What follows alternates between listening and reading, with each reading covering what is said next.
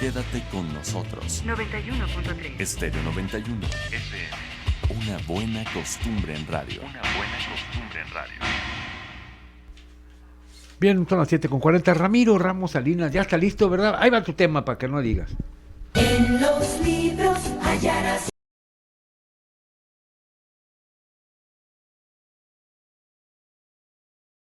Buenos días, guía de guías, buenos días maestros, saludos a todos los radioescuchas.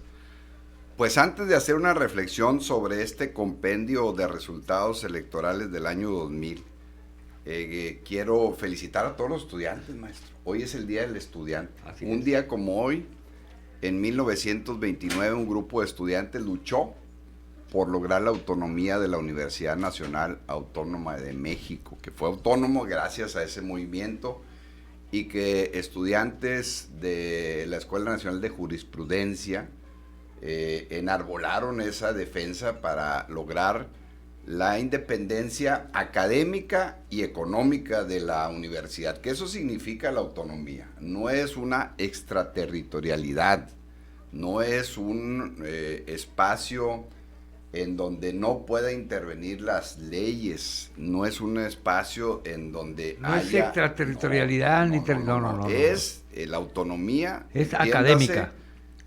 Como la libertad de enseñanza, de discusión de las ideas, y también que las universidades tengan sus propias reglas y procesos para elegir a sus autoridades y que tengan independencia económica, es decir, que estén considerados en los presupuestos públicos del Estado y de la Federación. Entonces, vaya, una felicitación a todos los estudiantes y más en esta época que han hecho un gran esfuerzo para lograr superarse. Entonces, ¿Hoy viene el Día del Estudiante? ¿Hoy es Día del Estudiante? No digo, por ahí viene ya.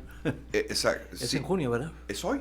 Ah, es hoy. Hoy es el Día del Estudiante. Órale, qué brutal. Sí, hoy 23 de mayo es el Día del Estudiante, precisamente por ese evento que hubo en la Ciudad de México para la lucha de la autonomía de la UNAM.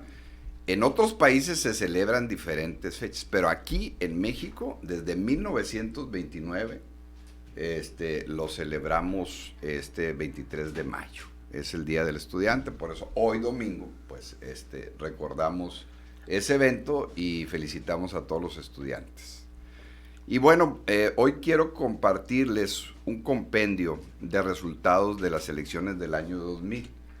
Muchos mexicanos, intelectuales, académicos, dicen que esas elecciones del 2000 de hace 21 años, parece que fue ayer, fueron un parteaguas porque cambió un régimen político de más de 70 años, de la fortaleza y de los resultados electorales en donde el Partido Revolucionario Institucional, primero como Partido Nacional Revolucionario en 1929 que nació el PRI, y luego en su segunda etapa como Partido de la Revolución Mexicana en 1938, y luego como Partido Revolucionario Institucional en 1946. En esos tres cambios de nombre desde su nacimiento, pues el PRI había ganado todas las elecciones federales, incluso la última que ganó en 1994. Ernesto Zedillo consiguió más de 17 millones de votos.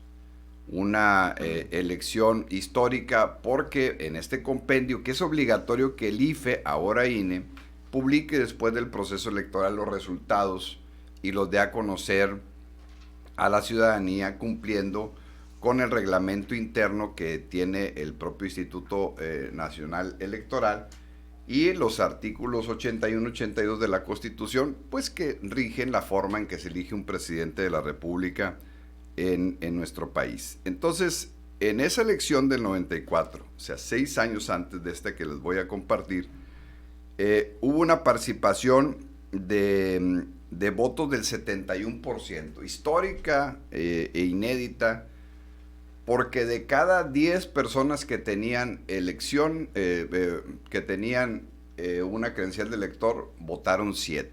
Entonces, la gente en ese tiempo, y todavía con Fox, votaba viendo el desempeño del gobierno, el perfil del candidato y la propuesta política, la ideología y la oferta electoral. ha ido cambiando esto, pero en el año 2000, si uno ve los resultados, tuvimos a 6 candidatos. A Vicente Fox, que finalmente ganó la elección, que representaba al PAN y al Verde, nada más para que vean los radioescuchas cómo se han movido los partidos de un lado a otro, y también los personajes, los candidatos. Tuvimos a Cuauhtémoc Cárdenas como candidato del PRD, PT, Paz, Convergencia. Tuvimos a Muñoz Ledo de candidato del PAR. Fue la última vez que participó el PAR y Muñoz Ledo declinó unos días antes y con eso prácticamente sepultó al Partido Auténtico de la Revolución Mexicana. Se declinó a favor de Fox, Muñoz Ledo, en esa elección del 2000. En el PRI tuvimos a Francisco Labastida Ochoa, y en el PCD, que era el Partido del Centro Democrático, que ya no existe, a Manuel Camacho Solís. Y en el Partido Democracia Social, a Gilberto Rincón Gallardo. Esos fueron los candidatos del 2000, en la elección del 2000. Si uno ve este documento, ve los mapas por estado, primero te llama la atención como siempre hay un voto sentimental, un voto muy local. Por ejemplo, en Guanajuato, lógicamente la mayoría de los municipios los ganó Fox, por ser de allá, no todos, Y en Sinaloa, el estado de La Bastida, pues también los ganó el PRI. Sin embargo, la diferencia de votos la dieron la Ciudad de México, y acá Nuevo León, y Jalisco, Veracruz y Puebla, que son los estados con mayor número de electores. Ellos fueron los que realmente hicieron la diferencia. Porque en el PRI sí ganamos Chiapas, sí ganamos Campeche, ganamos estados del sureste, pero la diferencia que se logró, que fue un poco más de 2 millones de votos, la marcaron esos estados. ¿Qué vemos en estas elecciones? Un país que uno lo va revisando por municipios, en donde vemos un México pues muy disperso, con más de 2.500 municipios y municipios en donde se gana por 4.361 votos contra 1.902, contra 3.584, y en el mismo estado tienes un voto de 80.000 contra 87.000 contra 92.000. Es decir, vivimos en un país donde hay muchos pequeños municipios, pero muchísimos, en donde la capacidad de movilización pues es más fácil y donde aumenta el porcentaje de participación, contra municipios urbanos que no son rurales, en donde baja la participación, se complica la movilización o disminuye la participación, y son grandes concentraciones de urbes. Es un México, ya el del 2000 y el de ahora, en donde el 80% de la gente vive en la ciudad y 20% vive en el campo. Se a cambió. diferencia que teníamos en los años Era 30, inversa. 40 y 50. Entonces uno ve, nada más aquí en Colima, en los municipios de Armería, Cuauhtémoc, Manzanillo, Minatitlán, Tecomán, Villa de Álvarez, cómo ha bajado el número de habitantes en todos en esos municipios, y en cada una de las entidades, cómo ha habido una movilidad urbana hacia las ciudades y hacia pues los centros de gran concentración poblacional, donde pues está cubierto más con los servicios públicos, el transporte, están las universidades y todo. Entonces, eso hace que sea tan distinto y tan diferente el escenario electoral, y en donde un personaje como Fox, que vendió la idea del cambio, que siempre es una oferta muy atractiva para la gente, porque le preguntas a la gente, ¿tú quieres cambiar o quieres seguir igual? Y yo siempre le pregunto a mis alumnos, y todo el mundo te dice, quiero cambiar. Es raro el que te diga que quiere seguir igual. Entonces es muy atractiva el hecho del cambio. Pero cuando ya le preguntas, bueno, ¿y en ese cambio tú qué estás dispuesto a hacer para cambiar? Dice, no, yo quiero que cambien las cosas. pero yo quiero seguir igual. O sea, ya cuando le dices a la gente, bueno, ¿y tú qué vas a hacer para transformar eso? Es cuando te dicen, no, que cambie el gobierno, que cambie esto, pero yo así quiero seguir. Entonces, el tema es que el entusiasmo ciudadano en un proceso electoral debe de continuar ya en el ejercicio de gobierno para hacer que los ciudadanos también cambien. Porque ese fue el gran problema de Fox, que vendió un cambio, pero realmente no hizo que la gente participara en el cambio. Votar. Y eso hizo pues que cayéramos un engaño, y el PAN pues fue un engaño. ¿Me permites leerte lo que dice Juan Villoro al respecto? Sí. Dice, incapaz de pronunciar el nombre de Jorge Luis Borges. ¿Te acuerdas que decía José Luis Borges? Sí. El exgerente de la Coca-Cola llamó a las mujeres lavadoras de dos patas y despidió sus actos de gobierno diciendo que Dios los bendiga, No, ¿y acuérdense en que querían señal de cortar que no hay jardineros? dependencia pública más eficaz que el cielo. La alternancia democrática decepcionó y los dislates del presidente del cambio no han cesado en 2020.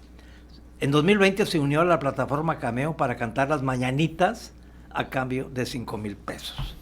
Ese fue Fox. Sí, exactamente. Y uno ve en estos resultados cómo el entusiasmo que logró se disminuyó inmediatamente en las elecciones del 2003, donde perdió prácticamente la mayoría.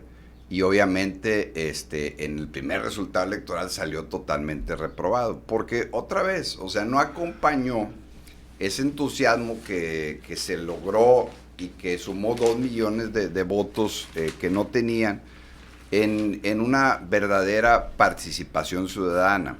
Entonces, el hecho que les quiera compartir este resultado es que uno ve cómo en la elección del 94 votan 7 de cada 10. En la elección del 2000 no votaron 7 de cada 10, votaron 6 o 5 de cada 10. Bajó la participación ciudadana.